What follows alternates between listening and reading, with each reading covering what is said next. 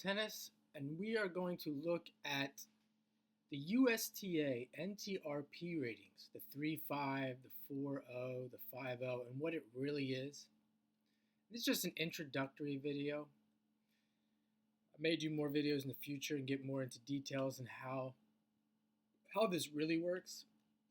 So first thing I want to say is most people try to take the NTRP rating system and turn it into a competitive rating system. And that's not what it is.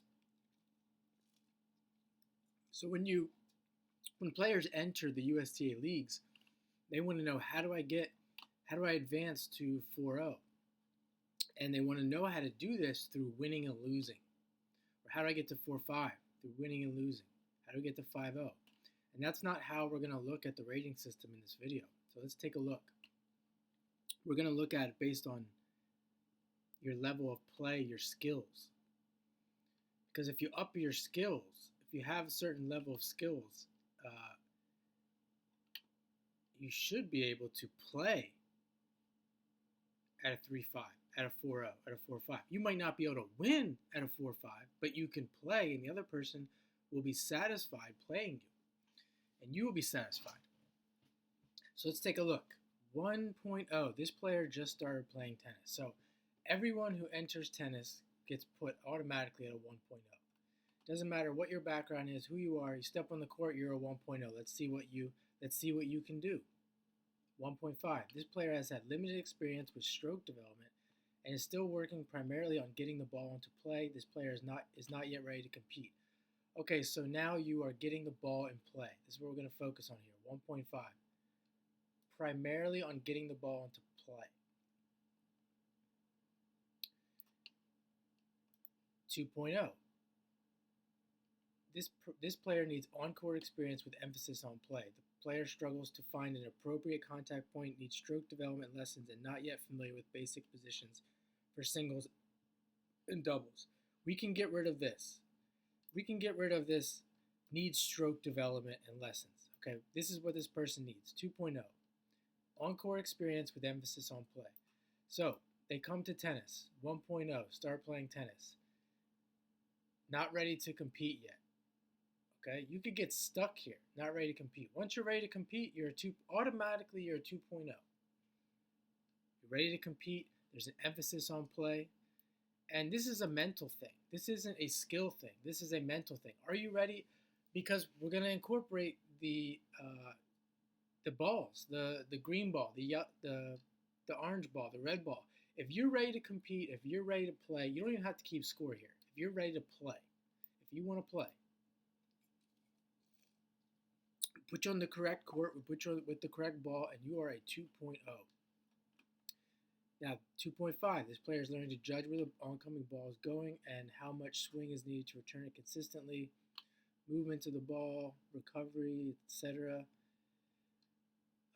Beginning to develop strokes. Okay, so understanding the game, the singles, the doubles, you're ready to play social with groups, different people, leagues, low-level tournaments. And again, this could still be red ball, orange ball, green ball. This player is learning to judge where the oncoming ball is. 2.5. This can take a while. 2.5. Learning to judge where the oncoming ball is going. Okay, this is the primary problem with most tennis players. If you don't have any sporting experience at all, and you're not like naturally gifted, you are going to have trouble with this. This is where you'll get stuck at like a 3.0, 3.5, or even a 2.5. But let's say you do have sporting experience or you are have gifted from birth, then you will bypass this 2.5 fairly quickly based on your skills. Again, this part here, 1.0, 2.0 is mental. If you are ready to play, you want to compete, and you have the skills necessary to judge the oncoming ball, then you skip all of this. You're right to a 3.0. This player is fairly consistent when hitting medium pace shots. but is not comfortable with all strokes and lacks accuracy when trying for directional control, depth, pace, or altering distance of shots. Most common doubles formation is one up, one back. Okay, 3-0. This is where you have you're at this level where you can judge the oncoming ball again through the experience, through being gifted now, or from just athletic experience in general. And now you're 3-0 because you lack accuracy when trying for control, directional control. Like, let's say you have a person who's got control hitting, you can hit straight up and down, but you can't direct the ball cross court down the line. Short, altering distance of shots, short, long, things like that. So this is a very basic player 3.0. And what I want to point out here is players will try to skip 3.0 level tennis, hit harder, and move to 4.0, and that enables them to play 4.0. That is not what we're discussing in this video. This is where people get lost. They think, well, I'm a 4.0 because I can play with other 4.0s. You're not a 4.0. You're a 3.0. That's what you are. Not comfortable when trying for. Read that. Let's break it down. Not comfortable when trying for depth. I'm sorry. Not comfortable when trying for pace. It should say there, not comfortable when trying for directional pace. Pace. What is pace? That's the ability to control the speed of the ball. Okay? If you cannot control the speed of the ball, you're still a 3.0. You're not a 4.0. You think you're a 4.0 because you compete with other people. So let's move to 3.5. This player has achieved stroke dependability with directional control. How many 3.5s people claim to be 3.5s 4.0 but do not have directional control? They can hit cross court, but they can't hit down the line. They can hit inside in, but they can't hit inside out, etc. On moderate shots, but still lacks depth, variety, and ability to alter distance of shots. Effective use of lobs, overheads, approach shots, and volleys is limited. So this person struggles with lobs, overheads, approach shots, and volleys. How many 4.0s and 4.5s, etc. We try to say, oh, they're counter punchers, they're baseliners. No, they're 3.5s. Okay, they're 3.5s because they don't know how to play a volley. Go back to the 3.5 court. Get over your ego. Go back to the 3.5 court and play with 3.5 so you can learn how to hit a volley and learn how to come to the net. This player is more comfortable at the net, has improved court awareness, and is developing teamwork in doubles. So this player will be able to come to the net. They will want to come to the net. 3.0, 2.5. You see this often with high school players, especially in women's tennis. They do not feel comfortable coming to the net. They're afraid of coming to the net. They're afraid they're going to get hit. They're stuck at a 3.0, 2.5 as an all-around player.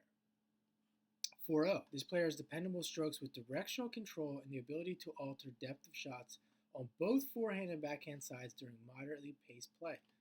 This player has the ability to use lobs, overheads, approach shots, and volleys with success. This player occasionally forces errors when serving. Points may be lost due to impatience. Teamwork in doubles is evident. Most people are capped at a 4.0. Most people are capped at a 4.0. You see them try to play 4.5. They're not 4.5s.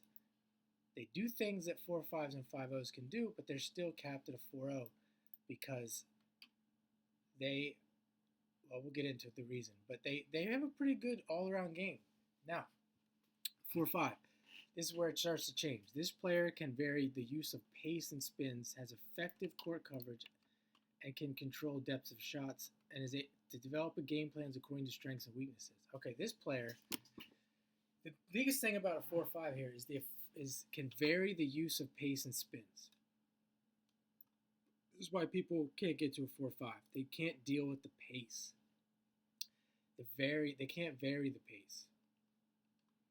effective court coverage. They're not fit enough. They're not fit enough. Maybe they're never going to get fit enough for biological reasons. They should just stay at a 4-0. Some 4-0s can push up to here. Can place the second serve. If you got a weak second serve, you just kind of dump it in. You're not a 4-5. You're never gonna, just don't even bother playing 4-5. It's annoying.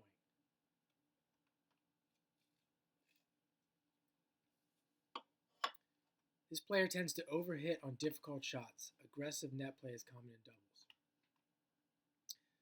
5-0. This player has good shot anticipation and frequently has an outstanding shot or attribute around which his or her game can be structured.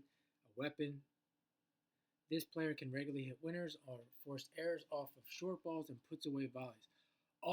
Winners off of short balls. Okay?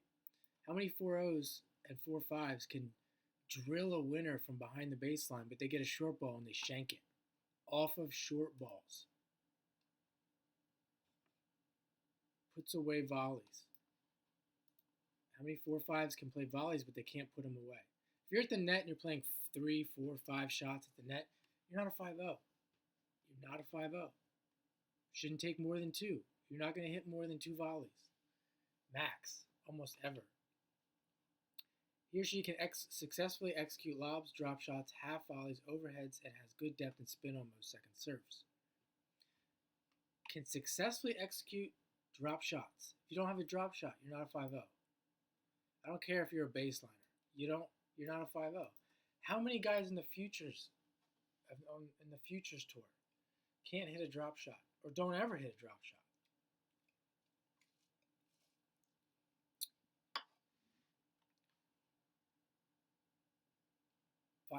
This player has developed pace and consistency as a major weapon.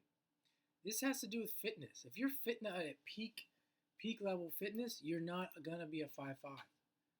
Not a 5-5.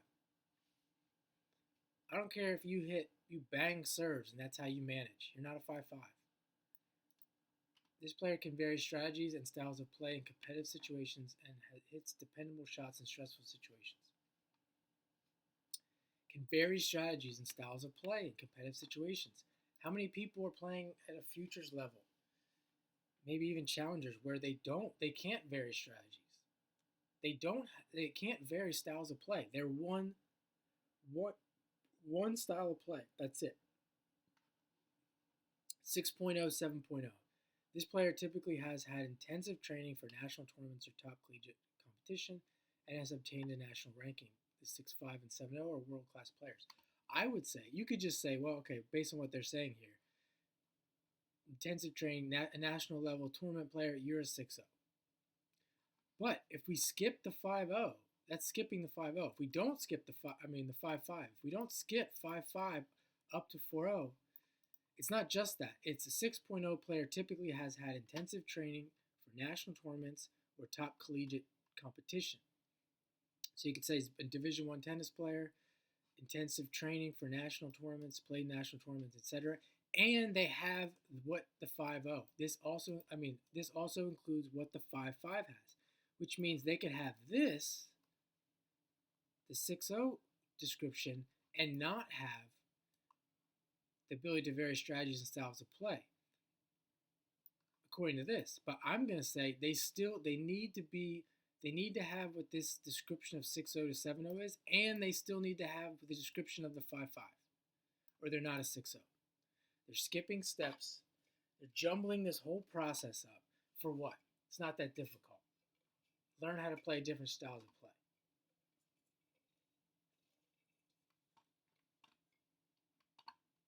End of video.